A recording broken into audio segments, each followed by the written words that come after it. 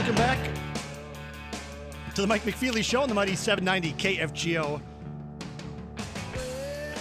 The big man himself is in the studio with us. He is the police chief of the city of Fargo. His name is Keith Ternes. Hello, sir. How are you? Good afternoon, Mike. You've been here for a while. I know. It has been a while. Avoiding me?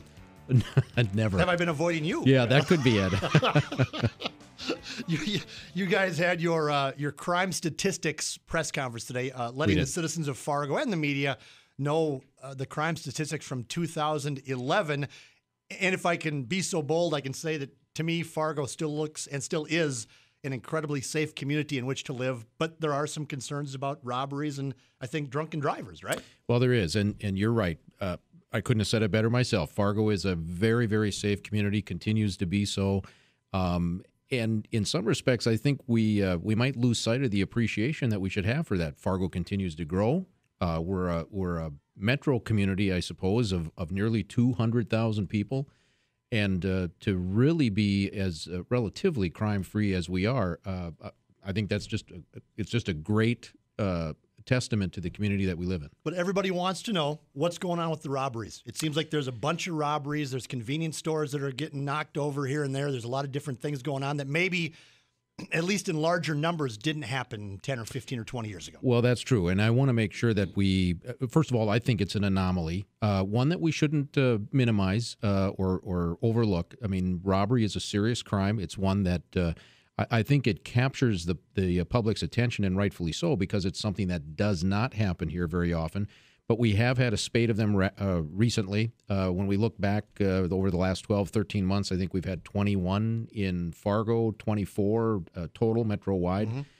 And, I mean, that's concerning, no question about that. But I think what I want to make sure people understand is that in Fargo, 11 of those 21 have already been solved. I have every confidence that we'll solve the remainder that are still pending. But solving those crimes is not our only mission, not our only goal. We want to do whatever we can to prevent further robberies from happening, and so we've been working very closely with the business community to try and do that. Are there more robberies now because of what? More people, the economy? Is that a factor? Opportunity? I mean, do you have a reason of why you think that's happening, or is it just, as you said, it's an anomaly? You know, what's happening here? I think it's a combination of all of those things. It is a byproduct in some respect of a growing community. I think it's also a byproduct of the fact that some people, even though I think the community as a whole has been somewhat immunized from the economic downturn that has affected other parts of the country, there are people in our community that have suffered a significant economic downturn, so that may be part of the equation. But again, I think let's not overlook the fact that when we talk about having 5, 6, 7 robberies in a 2 or 3 month window, that's big news in our community. You'd never hear about that in a larger community like Minneapolis because it's a daily occurrence. But here in Fargo, it's probably the top story of the news because it is such an exception rather than the rule. Fargo Police Chief Keith Ternes, our guest on the Mike McFeely Show. We're talking about the crime statistics released today by the Fargo Police Department and the chief himself at a press conference held earlier today. And you've been hearing about that today on our KFGO news rotation. Another factor that I point to and I say, you know, we're hearing a lot about the robberies. That's fine, but Fargo is still a very safe community in which to live, and I'll say that till the end of time, and people can knock me for it if they want. But it's also news because you guys wrote more traffic tickets this year than last. And if that's news in a community, again, it shows me that, you know what, it ain't too bad around here because traffic tickets are a big deal in Fargo. You're exactly right. And again, I want to make sure that we're not just minimizing or somehow just skirting the issue of some of the serious crime that happens in our community. It does happen. Mm-hmm. But, you know, there is that underlying point that when the biggest complaint that people still have in a city of our size is speeding traffic or the people that are running red lights, there's a positive in that. And that is that I don't get a lot of calls about the drug dealers standing on the street corner in a certain neighborhood of Fargo. I don't get calls about, gang members that are intimidating other kids in the neighborhood. I get calls about people that are upset about, the person who's still speeding down their street. And but you're right. We've been very, very diligent, very, very aggressive, and we will continue to do so in terms of enforcing the traffic laws in the city. Our whole goal here is to reduce the number of traffic crashes happening in the city. We had 5 fatalities last year. That's obviously 5 way too many. We don't want to have any.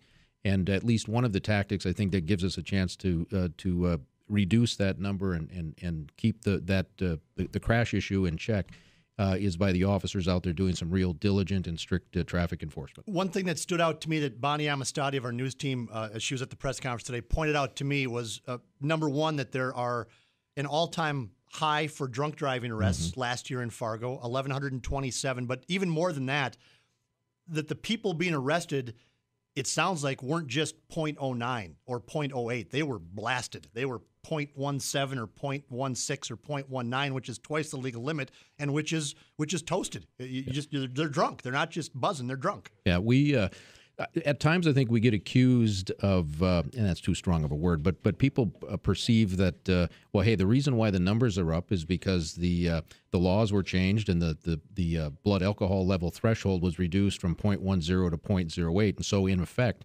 what law enforcement has done is cast a wider net, and that's the reason why the impaired driving arrest numbers are up, and that's just simply not true because, as you point out, the average drunk driver is not a .08. They're not a .09. They're a .17. They're a .20.